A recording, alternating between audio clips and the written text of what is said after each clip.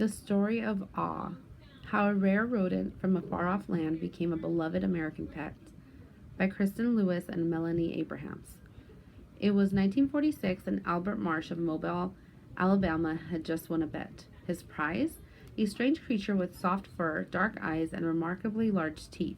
It was tiny, so tiny it could fit in the palm of his hand. Marsh had just become the proud owner of a Syrian hamster, also known as a golden hamster.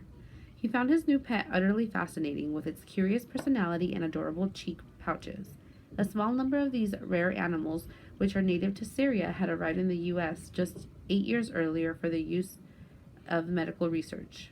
Marsh, who was a bit of a dreamer, became convinced that hamsters didn't belong only in laboratories.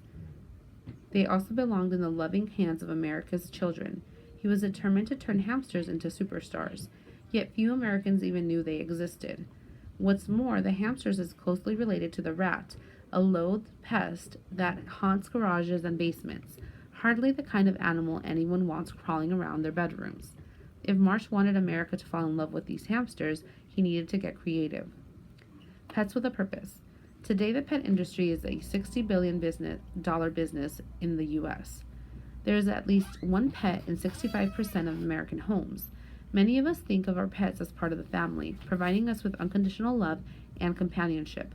But for most of human history, it was often the very wealthy who kept pets, simply for the joy of it. For them, a prized beagle or exotic parrot was a status symbol, like a costly jewel necklace. Everyone else kept animals to do work, though it was common for children to catch and tame squirrels, pigeons, and other critters for fun. Dogs helped hunt, herded sheep and cattle, and charged into battle. Cats were enlisted to control mice, rats, and other vermin in barns and kitchens. By the 1800s, attitudes toward animals were starting to change. Many Americans began to see keeping pets as a way for children to learn to be kind to all living things. At the same time, more families were moving from the country to cities, which meant kids were losing the opportunities they once had to interact with animals on their family's farm. Pets allowed kids to stay connected to nature. By the end of the century, the country was dotted with small pet shops, which were filled with all sorts of thrilling creatures, not just puppies and kittens, but also fish, guinea pigs, and birds. By the time Marsh won his hamster in 1946, pets had become an expected part of childhood. But would the hamster be able to join the ranks of America's popular pets? Getting to work. Marsh believed the answer to that question was yes. He obtained more hamsters, likely from a nearby research lab, and got to work creating a hamster colony. Because hamsters breed quickly, females carry their pups for only 16 days, he soon had a large supply. But he needed to make sure the hamsters were as appealing as he believed. He convinced a local store to display 12 of them in a window. In less than one day, every hamster had been sold, and the store wanted more. Eventually, Marsh quit his job as an engineer so he could focus on his new venture. When I came home and told my wife I had resigned, she was horrified, Marsh said in a 1949 newspaper article.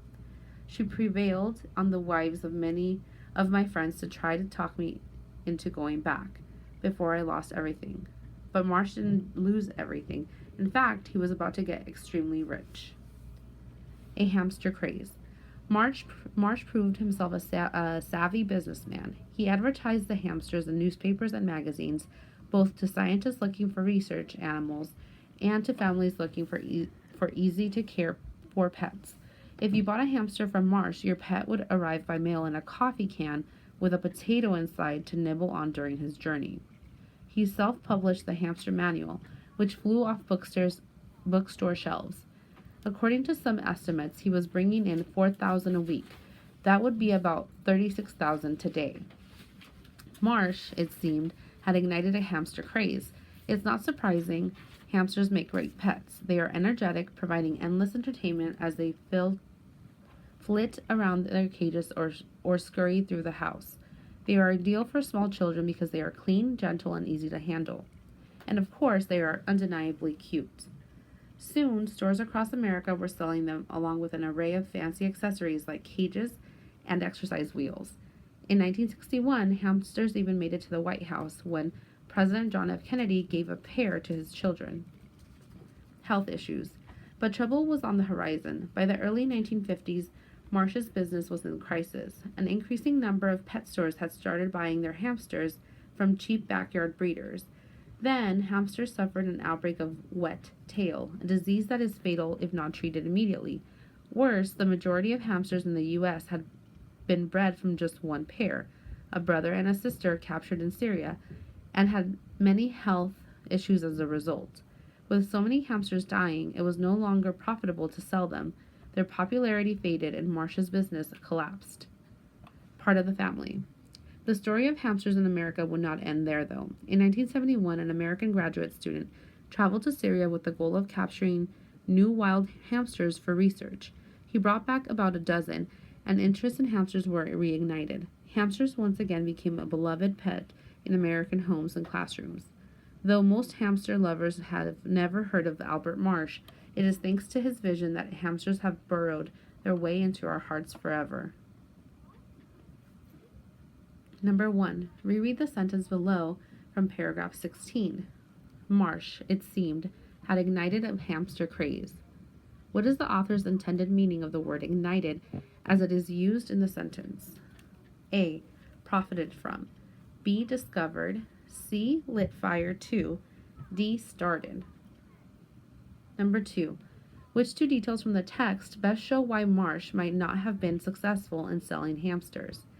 A.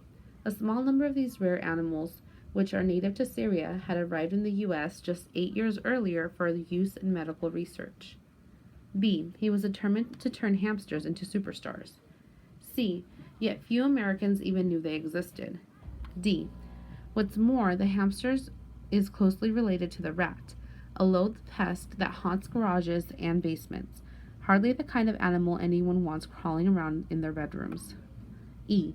But for most of human history, it was often the very wealthy who kept pets simply for the joy of it.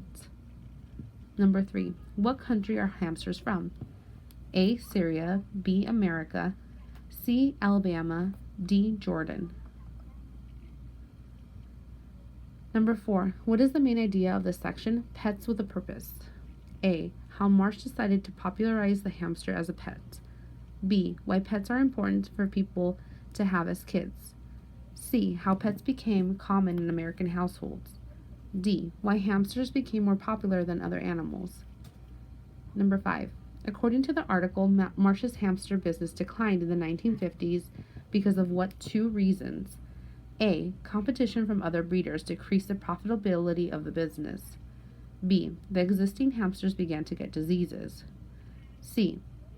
Poor breeding habits decreased their popularity as pets. D. People who owned hamsters began to get sick from common hamster diseases. E. His hamsters were more likely to get sick than other breeders' hamsters.